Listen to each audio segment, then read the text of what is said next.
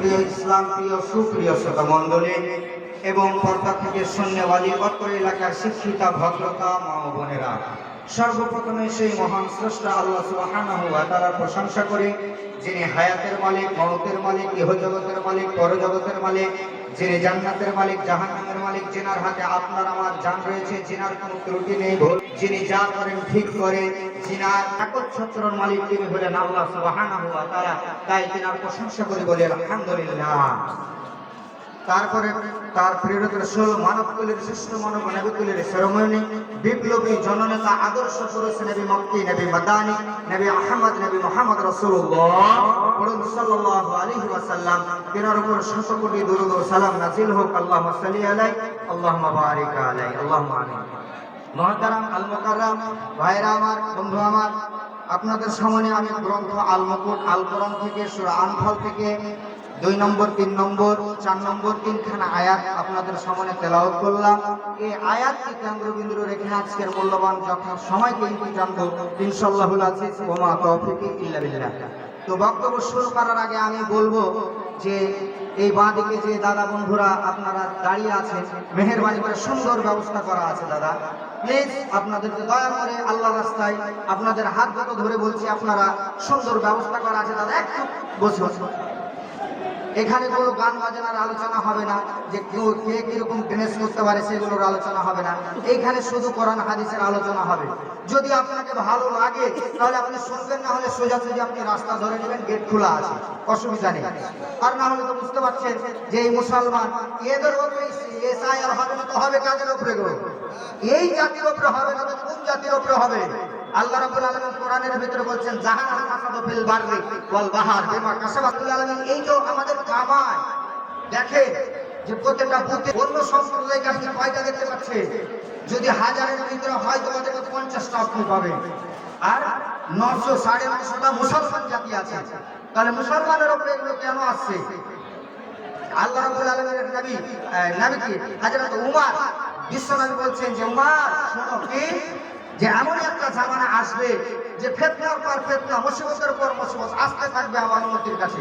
কিন্তু তো বিশ্বনবীকে হযরত উমরের মতন জালিলুল কদর সাহাবী তিনি বলছেন, ইয়া রাসূলুল্লাহ, যে সেই জামানা থেকে এমন ইমানদার মুসলমান থাকবে না যে এই মুসিবতগুলোর সঙ্গে মোকাবিলা করতে পারবে? আল্লাহ রাসূল বলছেন হাজার হাজার থাকবে, মিলিয়ন মিলিয়ন থাকবে, লাখ লাখ কোটি কোটি থাকবে, কিন্তু এরা মুসলমান থাকবে না, মুসলমান থাকবে। তো আমাদের দুর্দশা তাই, আমরা নামের মুসলমান। দেখে সাহাবীদের প্রতিযোগিতা কিসে হয়েছিল? একটা হাদিস শুনেছে, তার প্র্যাকটিক্যালি আমল চালু করার জন্য প্রতিযোগিতা, যে এর থেকে আমি কেমন করে আমলটা বেশি করতে পারি, এর থেকে দানটা আমি কেমন করে বেশি করতে পারি, প্রতিযোগিতা হয়েছিল। তো আপনি শোনেননি তাদের যুদ্ধে হযরত উমর এনে দিলেন কত? তিনার মাল থেকে আধা মাল এনে দিয়ে দিলেন রাসূলের দরবারে। আর হযরত আবু বকর যা কিছু ছিল 2-2.5 কিলো আপনার জল এনে দিয়ে দিলেন। তো আল্লাহ রাসূল বলছেন, উমর তুমি কতটা মাল এনেছো? তো বলছেন, ইয়া রাসূলুল্লাহ, আমার যা মাল আছে আল্লাহ যা দিয়েছে তার থেকে আমি আধা মাল এনেছি।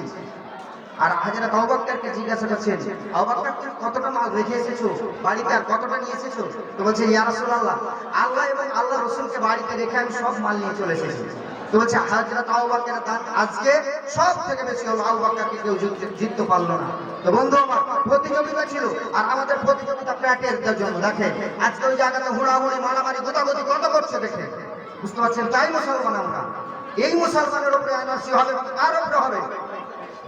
এগুলো আমাদের কর্ম, আমাদের ফল, আমরা যা কামাই করি। আল্লাহ বলছেন জাহারাল ফাসাদু ফিল বাররি ওয়াল বাহর।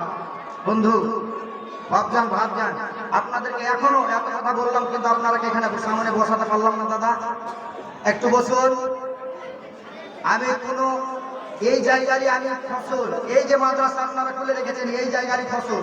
আপনাদের সামনে আজকে আল্লাহ আমার রুজি লেগেছে, জায়গাতে উপস্থিত হতে পেরেছি।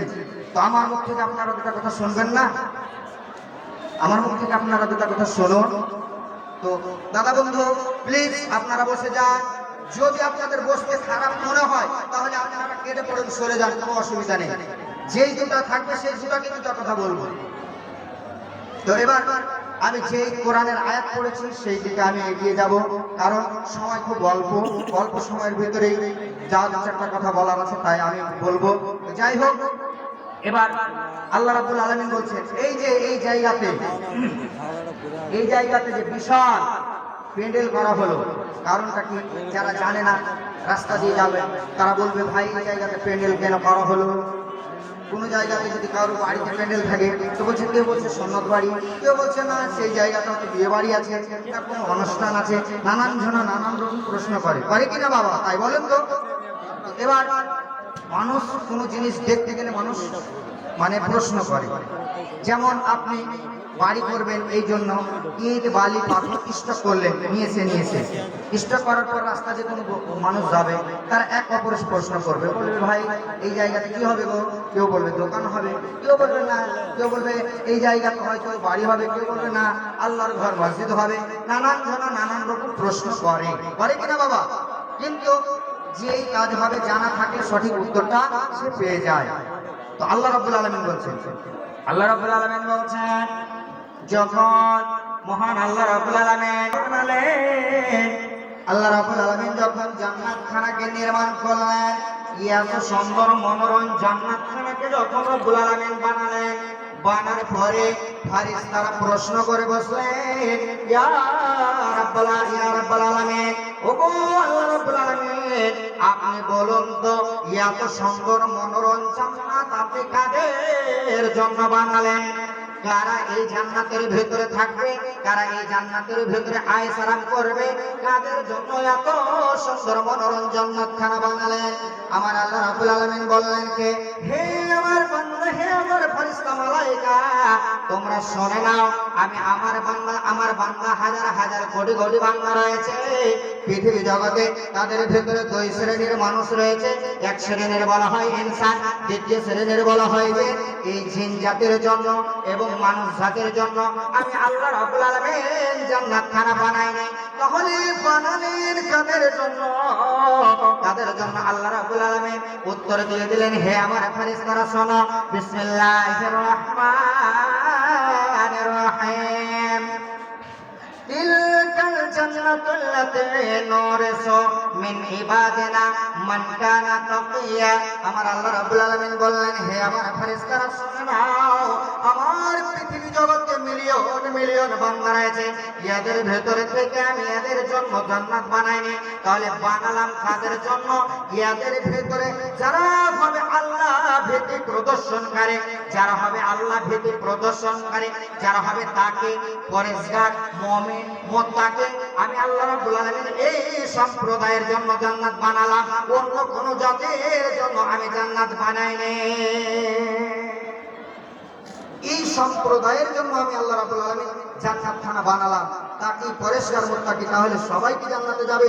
আল্লাহ এখানে বলে দিলেন, তিলকাল জান্নাতুল লাতী নুরিসু মিন ইবাদিনা মান কানা তাকিয়া, যারা হবে আল্লাহ ভীতি প্রদর্শনকারী, তাদের জন্যই আমি আল্লাহ রাব্বুল আলামিন এত বিশাল মনোরম জান্নাত খানা বানালাম। একবার জোরে বলুন সুবহানাল্লাহ।